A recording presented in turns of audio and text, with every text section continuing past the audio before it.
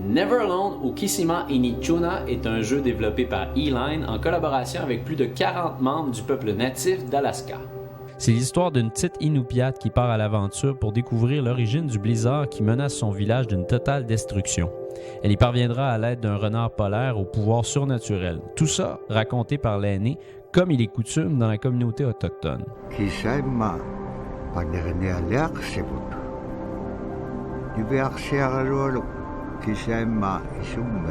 Dans ce territoire polaire, on doit avancer et sauter d'un glacier à l'autre. Le blizzard incessant nous repousse ou nous aide à franchir les étapes.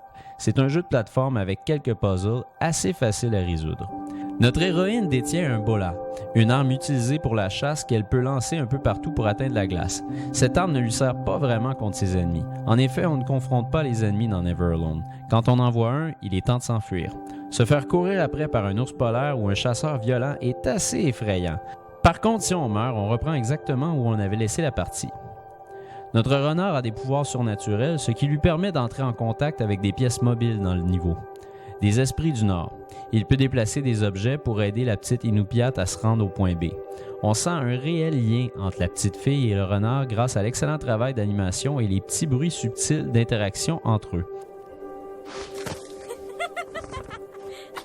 À un certain point, l'histoire prend un virage qui changera le rôle du renard pour une toute autre expérience de jeu. Mais je vous laisse découvrir cette partie du jeu, ça fait partie du charme.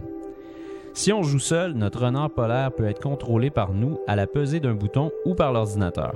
Par contre, je ne conseille pas d'y jouer seul. Never Alone est beaucoup plus agréable à deux. L'intelligence artificielle n'est pas sans faute et il m'est arrivé de voir mon personnage immobile devant un danger imminent et devoir recommencer le passage. C'est d'ailleurs un jeu qui prend tout son sens à deux. L'expérience est différente. Il faut s'aider et se parler pour réussir un niveau. Je le conseille fortement aux parents avec leurs enfants. Le jeu a la cote 13 ans et plus, mais je ne l'ai pas trouvé visuellement troublant. Il n'y a pas de sang, mais oui, nos héros peuvent mourir et quand ça arrive, ils tombent dans une profonde tristesse. En plus de nous faire vivre une histoire unique, le jeu nous offre des capsules sur le peuple natif d'Alaska et les inspirations derrière chaque niveau du jeu. C'est très intéressant et bien réalisé, aussi bien intégré. On peut y accéder à tout moment et le jeu ne le force pas. C'est seulement si ça nous intéresse.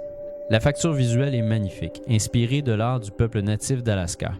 Et la trame sonore l'est tout autant, par moments sombres et autres près du rêve. C'est vraiment un beau jeu. Malheureusement, il y a des bugs. Il m'est arrivé d'être pris dans le mur et jouer seul n'est pas recommandé.